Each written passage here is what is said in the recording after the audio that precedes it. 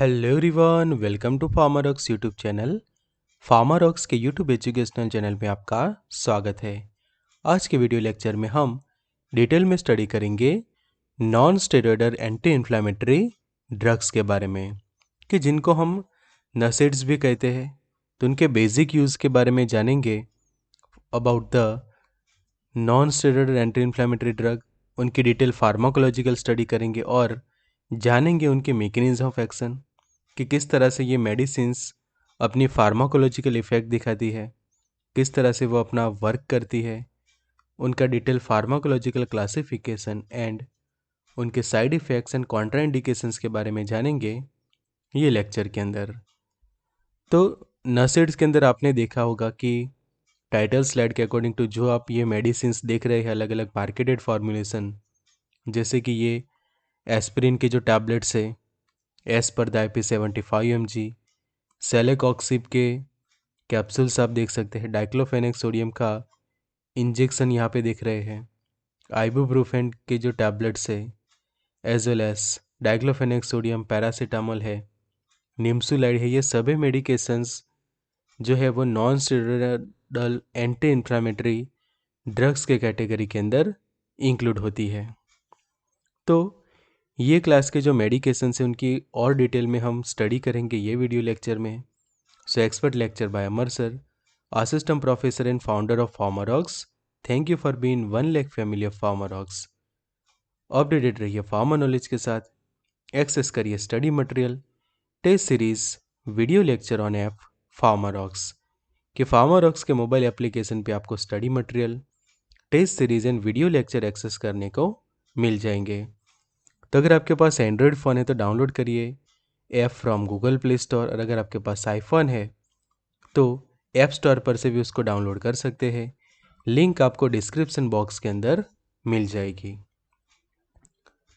तो सबसे पहले समझिए non steroidal anti inflammatory drugs के बारे में। तो it is a class of medication और are the member of drugs that reduce the pain, decrease the fever, prevent the blood clot, and in higher doses decrease the inflammation।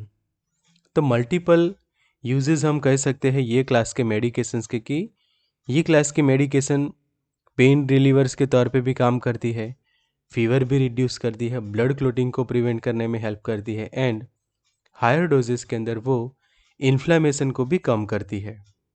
और उनके जो हम कुछ साइड इफ़ेक्ट्स देखें तो side effects depend on the specific drug, but they include the risk of gastrointestinal ulcers, की जिसको हम स्टमक अल्सर कहते हैं, ब्लीडिंग हो सकती है, and heart attack and kidney disease. कि अगर उनका मिसयूज़ किया जाए, हायर डोजेस के अंदर यूज़ किया जाए, ओवरडोज होता है, तो ऐसे कंडीशन में उनके साइड इफ़ेक्ट्स होती है।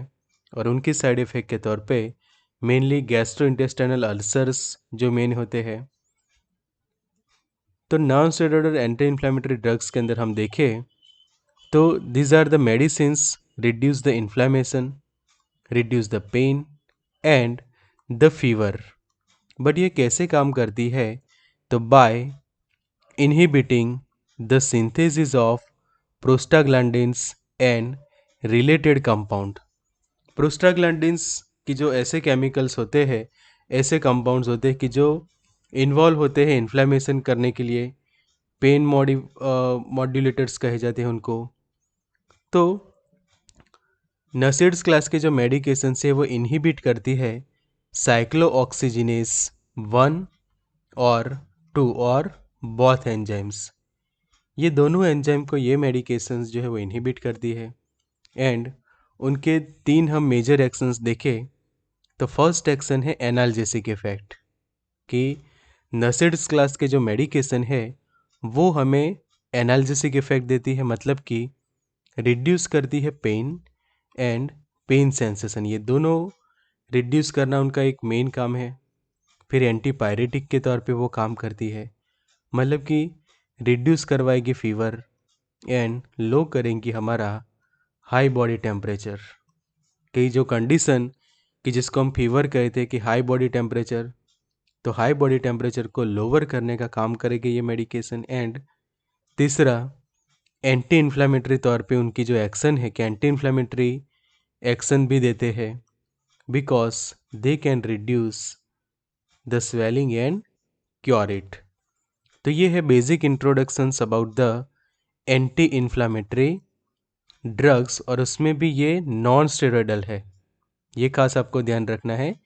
एंटी इन्फ्लेमेटरी तो है ही, बट नॉन स्टेरॉयडल हम कहते हैं उनको, एंड उसके साथ साथ उनकी एनाल्जेसिक एक्टिविटी भी है, एंटीपायरेटिक भी है, एंड एंटी इन्फ्लेमेटरी। और ये कौन से एंजाइम्स को इनहिबिट करती है तो वो आपको याद रखना है। तो साइक्लोऑक्सीजिनेस 1 और 2 और बोथ, चाहे साइक्लोऑक्सीजिनेस की शॉर्ट में कॉक्स लिखा जाता है कि कॉक्स 1 कॉक्स 2, या फिर दोनों को इनहिबिट करके अपनी फार्माकोलॉजिकल एक्शन देती है। तो नर्सिड्स के अंदर हम देखें तो दो फॉर्म है कॉक्स के, एक है कॉक्स 1 एंड कॉक्स 2। अब जो कॉक्स 1 है वो समझिए आप कि ये एंजाइम्स क्या है। सबसे पहले तो कि साइक्लोऑक्सीजिनेस 1 एंड साइक्लोऑक्सीजिनेस 2, ये दो एंजाइम्स के बारे में आपको पता चलेगा तो आप इजीली ये मेडिकेशंस की जो वर्किंग है, उनका मैकेनिज्म है कि किस तरह से ये काम करती है, वो आसानी से आपको समझ आ जाएगा।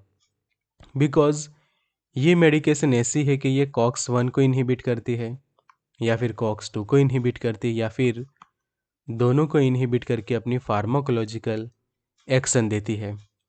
तो ये कॉक्स है क्या सबसे पहले, और उसका इन्वॉल्वमेंट क्या है। तो कॉक्स 1 देखो आप यहाँ पे शॉर्ट में, तो produce by normal sales and tissue, की जो हमारे बॉडी के नॉर्मल सेल होते हैं, टिश्यूज़ होते हैं, वो उनको प्रोड्यूस करती है एंड मेंटेन करते हैं, हमारे बॉडी का होमोस्टेसिस जो होता है वो बैलेंस करती है।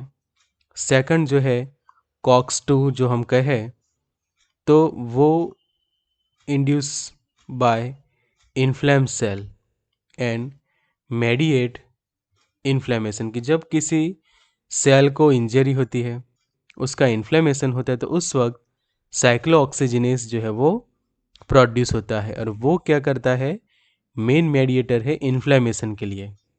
कि जब कॉक्स का फॉर्मेशन होगा, या मतलब कि कॉक्स इन्वॉल्व होगा, तो वो आके जाके इन्फ्लेमेशन जो है वो प्रोड्यूस करवाएगा। यहाँ पे देखिए कॉक्स 2 के कारण प्रोस्टाग्लैंडिन्स जो है वो आगे जाके मेडिएटर्स बनते हैं पेन के, एंड इन्फ्लेमेशन एंड फीवर होता है। जबकि जब कॉक्स 1 इन्वॉल्व होता है तो उसी जगह पे GI mucosal protection and homeostasis का जो प्रोसेस जो हम कहते हैं वो होता है ड्यू टू द कॉक्स 1।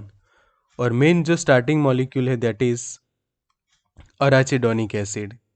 तो जब आप non steroidal anti inflammatory drugs use करते हैं तो वो ये कॉक्स को इनहिबिट करेगी, या फिर कॉक्स 2 को, या फिर दोनों को इनहिबिट करेगी, जिसके कारण आगे की ना ये प्रोस्टाग्लैंडिन प्रोड्यूस होगा और ना ही ये सब प्रोसेस होगी, जिससे क्या होगा कि पेन के मेडिएटर्स बनते हैं ये प्रोस्टाग्लैंडिन, तो पेन सेंसेशन जो है वो कम हो जाएगी और इन्फ्लेमेशन भी हो जाएगा रिड्यूस। तो इस तरह से ये मेडिकेशंस अपना काम करती है।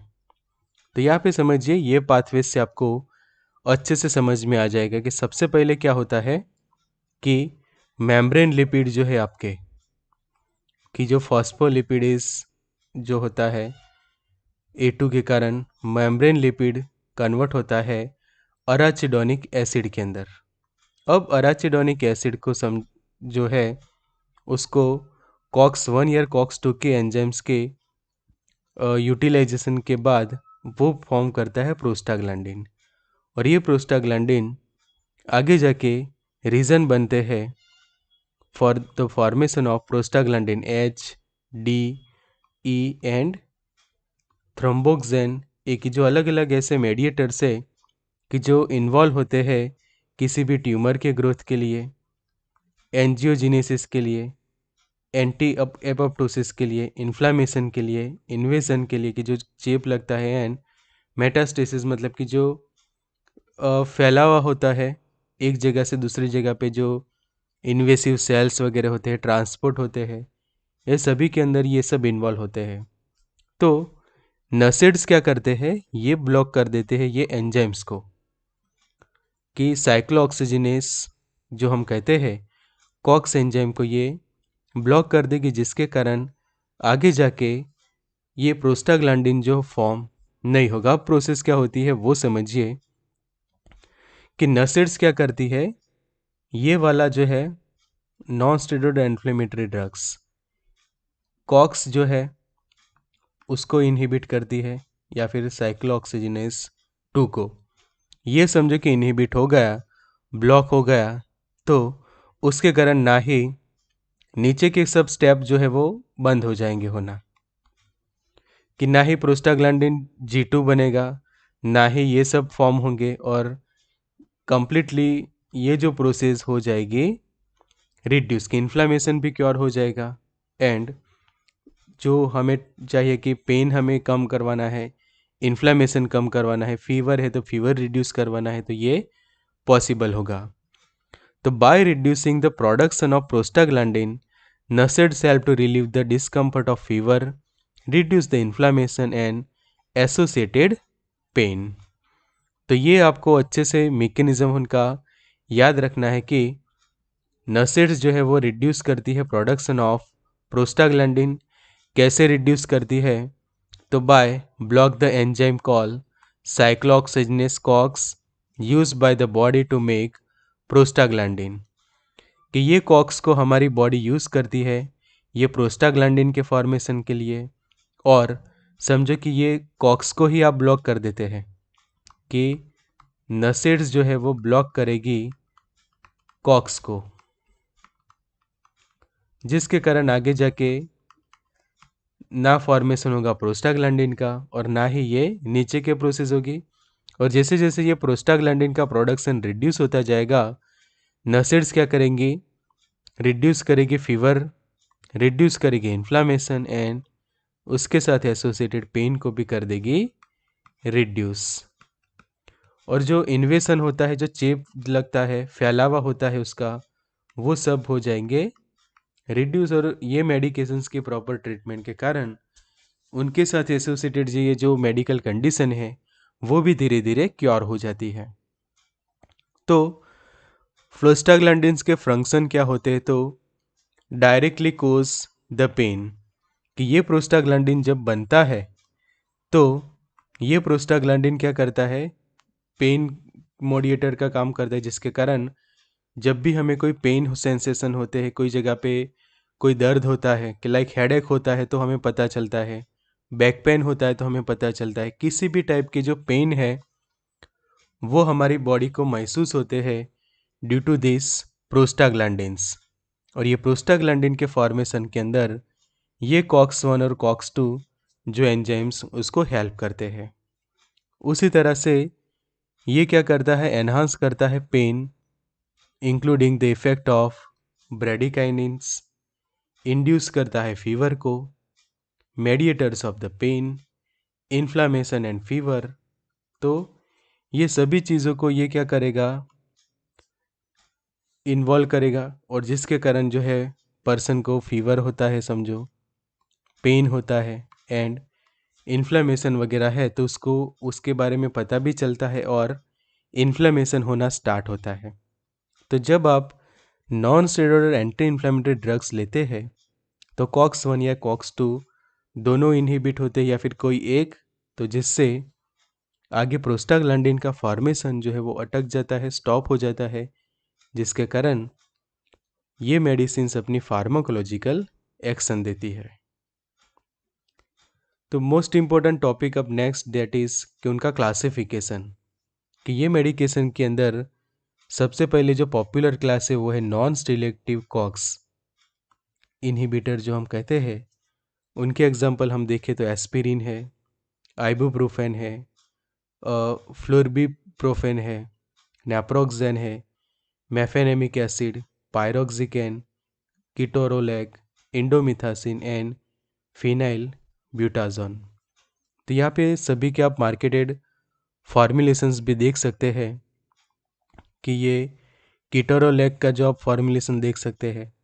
उसके बाद आइबुप्रोफेन का भी आप फॉर्मुलेशन देख सकते हैं कि जो उसके टैबलेट से 400 mg स्ट्रेंथ के अंदर, एस्प्रिन के 75 mg के टैबलेट, फिर आइबुप्रोफेन की तरह ही जो फ्लोर्बिप्रोफेन जो होता है वो ऑप्थाल्मिक आई ड्रॉप्स के तौर पे यूज़ होता है। तो ये हुए नॉन सिलेक्टिव कॉक्स इनहिबिटर, ये खास आईएमपी, ये नॉन सिलेक्टिव उनको कहे जाते हैं। सेकंड है प्रीफेरेंशियल कॉक्स टू इनहिबिटर्स, जिनके एग्जांपल है निम्सुलाइड है, मेलोक्सिकैन है, इटोडोलेक है, डाइक्लोफेनेक है एंड एसिक्लोफेनेक। तो मेलोक्सिकैन सोडियम का आप इंजेक्शन देख सकते हैं कि जिसकी स्ट्रेंथ है 5 mg/ml and for use in dog and cats, मतलब कि ये एनिमल्स के अंदर काफ़ी प्रीफर किया जाता है। उसके बाद आपको निम्सुलाइड का तो पता ही है, बट निम्सुलाइड जो है वो पीडियाट्रिक यूज़ के लिए जो है वो बैन की गई है। वो आपको खास पता होना चाहिए कि जो पीडियाट्रिक्स पेशेंट है, छोटे बच्चों को, जो हम कि बिलो द 12 ईयर्स एज के जितने भी जो चिल्ड्रंस होते हैं, ये सभी के अंदर निम्सुलाइड जो है वो बैन किया गया है। उसके बाद एसिक्लोफेनेक के sustain release tablet and diclofenac, वो सब तो आपको पता ही है कि जो फेमस एनाल्जेसिक मेडिकेशंस है। सिलेक्टिव कॉक्स 2 हम देखें तो सेरेकॉक्सिब है, उसके अंदर इटोरिकॉक्सिब है एंड पेरेकॉक्सिब। तो मल्टीपल चॉइस क्वेश्चंस के लिए ये वेरी वेरी मोस्ट आईएमपी के सभी के अंदर आप देखो तो कॉक्स आपको देखने को मिलेगा एंड ये है cox 2 inhibitor, selective cox 2 inhibitor. Celecoxib का ये फॉर्मुलेशन देख सकते हैं कि जो 400 mg की है, इटोरिकॉक्सिब के टैबलेट्स की जो उसकी 90 mg की स्ट्रेंथ में है। फिर एनाल्जेसिक तो है ही, but poor anti inflammatory medications की एनाल्जेसिक और एंटीपायरेटिक इफेक्ट तो बहुत अच्छी है उनकी, बट एंटी इन्फ्लेमेटरी एक्शन थोड़ी पुअर है। वो है पैरासीटामोल कि जो फेमस मेडिसिन से जो सालों से यूज़ होता है फीवर की ट्रीटमेंट के लिए। फिर मेटामिजोल है एंड तीसरा नेफोपेन। बट ये तीनों के अंदर सबसे ज़्यादा पॉपुलर और वाइडली यूज़ होने वाला पैरासीटामोल है। तो what are the uses and indications of नसेड्स?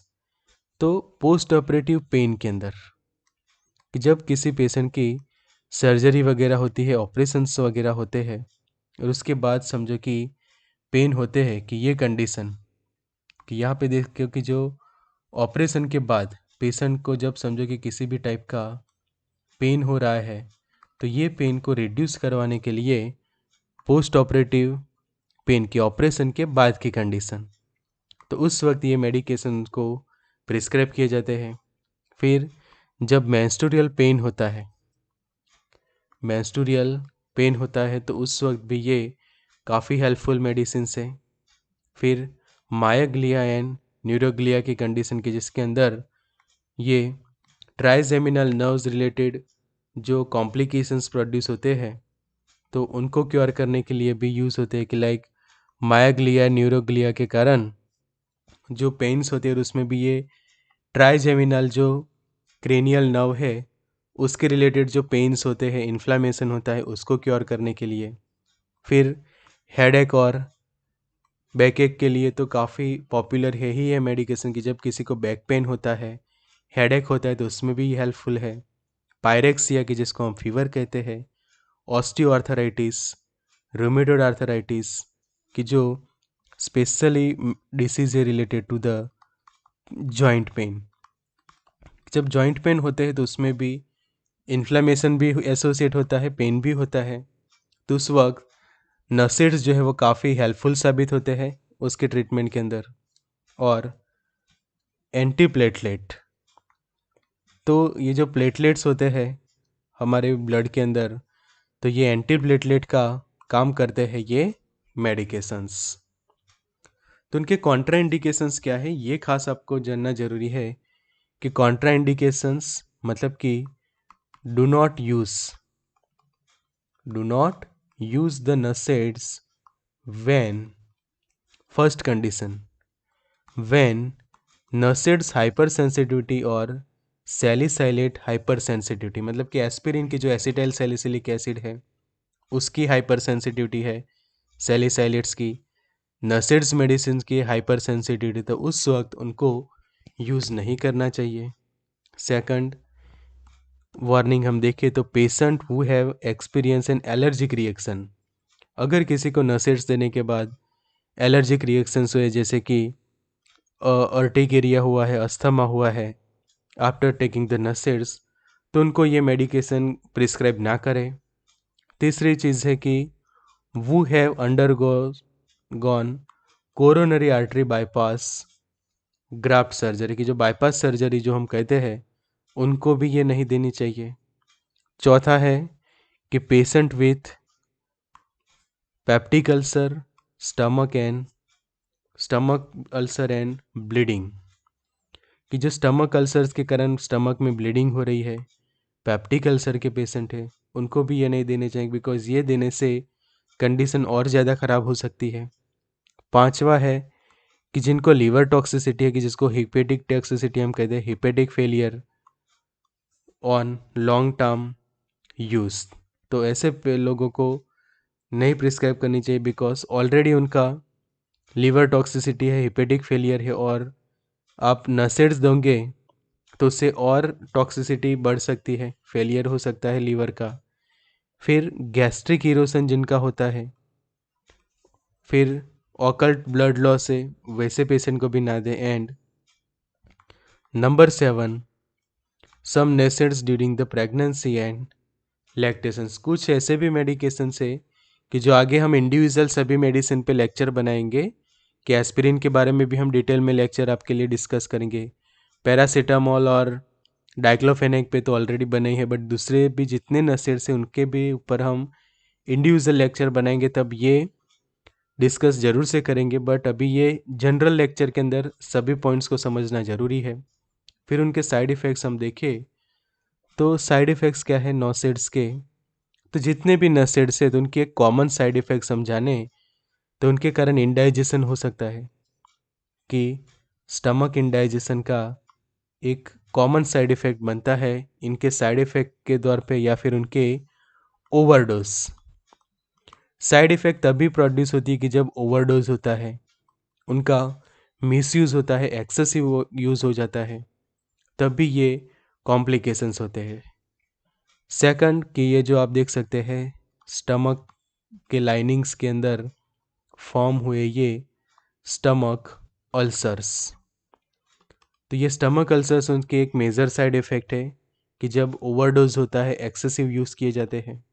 फिर हेडेक, कई बार कुछ जो ये मेडिकेशंस है वो हेडेक भी प्रोड्यूस करती है कुछ केसेस के अंदर, ड्रॉसीनेस फील करता है पर्सन, डिजीनेस जैसा होता है।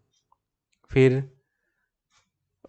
एलर्जिक रिएक्शंस देखने को आपको मिलेंगे, कि ये आप देख सकते हैं कि एलर्जिक रिएक्शंस की जो स्किन ऊपर ये रैसेस जैसा फॉर्म होना, रेडनेस जैसा देखने को मिलना, रिएक्शंस जो होती है एलर्जिक रिएक्शन की, जो हाइपर सेंसिटिव रिएक्शंस भी हम कई बार कहते हैं, एलर्जी हो जाना। फिर कई बार फीलिंग सिक, एंड लास्ट में हम देखें तो द कंडीशन ऑफ डायरिया। तो ये सब कॉम्प्लिकेशंस होते हैं, साइड इफ़ेक्ट्स होते हैं ड्यू टू द ओवरडोज और मिसयूज ऑफ ए नसेड्स। तो ये था special video lecture on NSAIDs. Thank you for watching. Share करिए वीडियो लेक्चर को, जरूर से लाइक करिए, वैल्यूएबल कमेंट्स करिए, एंड सब्सक्राइब करिए चैनल। यूज़ कर सकते हैं व्हाट्सएप ग्रुप्स को, 9426180336 व्हाट्सएप हेल्पलाइन नंबर है। ज्वाइन कर सकते हैं मोबाइल एप्लीकेशन पे भी, कि एंड्रॉयड ऐप डाउनलोड करके गूगल प्ले स्टोर पर से, an Apple iPhone app on the app store, link आपको मिल गई है डिस्क्रिप्शन बॉक्स के अंदर।